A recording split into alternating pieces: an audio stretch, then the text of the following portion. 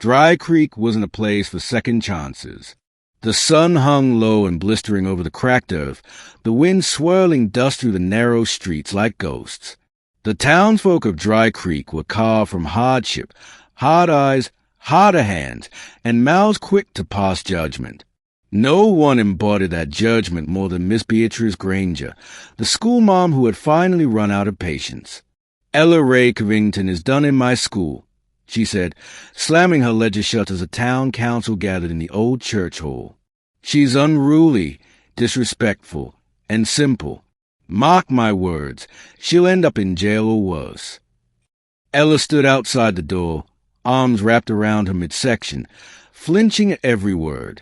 18 years old, with coal-black hair always half falling from its braid, and a gaze that never quite met your eyes. She didn't speak unless spoken to, but when she did, her voice trembled like glass. Some folks called her slow, others troubled. Her mother had died years back, her father drank his grief raw, and Ella just survived. She wasn't stupid. She simply saw the world differently. But no one in Dry Creek had time for different. No one except the man who stood leaning against the post outside, hat low over one eye, quiet as dusk. Luke Mercer. The townsfolk didn't know much about Luke. He wasn't from Dry Creek. Rumor said he'd once ridden with the notorious Kelly gang, but no one ever proved it. He kept to himself, worked odd jobs, and said so politely it made Beatrice Granger itch. Luke saw Ella standing there, shoulders bent under the weight of shame. She noticed him and looked away. He straightened, stepped beside her. "They let you go?" he asked. She nodded, blinking quickly. "You gonna cry?" he asked. Her jaw tightened. "No." "Good." He paused. "I never liked Miss Granger anyhow." For the first time in days, a hint of a smile tugged at Ella's lips. Chapter 2, The Cowboy and the Wild Gift. Luke lived on the edge of town, a small shack by the old creek bed, with a single horse and a stack of worn books he never lent out. Folks said he read poetry and knew Spanish. Ella didn't know what to believe, just that he looked at her like she wasn't broken. He offered her work mucking stalls and feeding his gelding, Casper. "It ain't charity," he said. "You'll earn your keep." She took to it quietly. Luke didn't ask much, and that suited her fine. Days passed with a rhythm of chores and simple words. Until one evening, he caught her kneeling in the dirt behind the barn, drawing something with a stick. He crouched beside her. "What's that?" Ella blushed, trying to wipe it away. He stopped her. "Wait. Let me see." There, sketched with astonishing precision, was a horse, muscles, tendons, even the soft fold of its A. Luke stared. "You drew this?" She nodded. "Ella, this is better than good." She looked away. "Why didn't you show anyone?" "They said I was slow, that I can't learn." Luke frowned. "That ain't true. They said I'm unteachable." He tilted his head. "You ever tried learning different?" Chapter 3, The Fire Within. Luke started bringing books, ones filled with pictures, diagrams of horses, anatomy, art. He showed her how letters formed words, how stories breathed through pages. Ella struggled at first, but her drawings, her sketches, those were already masterworks. "You don't need to learn like others," Luke said one day. "You see in ways most folks can't. That's a gift, not a flaw." Her confidence grew slowly, like the wildflowers that crept through Dry Creek's brittle soil. But not everyone saw it that way. Beatrice Granger caught wind that the Covington girl was holed up with a cowboy outlaw and playing artist. She told the preacher. The preacher told the mayor. Soon, Luke's name was being whispered in the saloon like a sickness. That week, Sheriff Holt came riding up to Luke's shack. "You interfering with that girl's life, Mercer." Holt said, thumb on his revolver. "She ain't a girl. She's a young woman." Luke replied, calm as ever, "And I ain't interfering. I'm teaching." Folks say you've got no business near her. Luke's eyes hardened. And what business is it of theirs? Sheriff Holt spat in the dirt. Watch yourself. Luke did watch, but not for Holt. He watched Ella flourish, until the bonfire changed everything. Chapter 4. The Ashes of Doubt.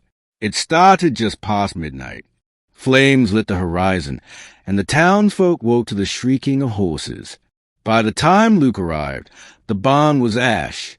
Casper had broken loose. But Ella was on the ground, coughing smoke, her hands burned, clutching something to her chest. Luke dropped to his knees. What happened?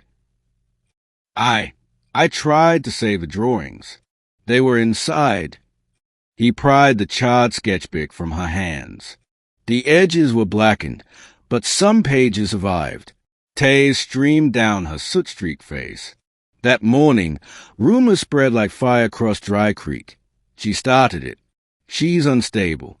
That outlaw filled her head with nonsense. She don't belong in this town. Luke wanted to fight. Instead, he stood by her bedside in Doc's office, reading to her from one of her picture books while her hands healed in bandages. You're not what they say, he whispered. You're better. But they'll never see me different. I do. Chapter 5. Redemption and Reckoning. 2 weeks later, Luke made a choice. He walked into the mayor's office with a rolled canvas under his arm. Beatrice Granger, the preacher, and half the council were present. I came to show you what you've thrown away, he said, laying out one of Ella's large surviving pieces, a painting of the church, the street, and every shop front in Dry Creek in perfect, sunlit detail. Stunned silence. She painted this. Beatrice sneered. Luke nodded.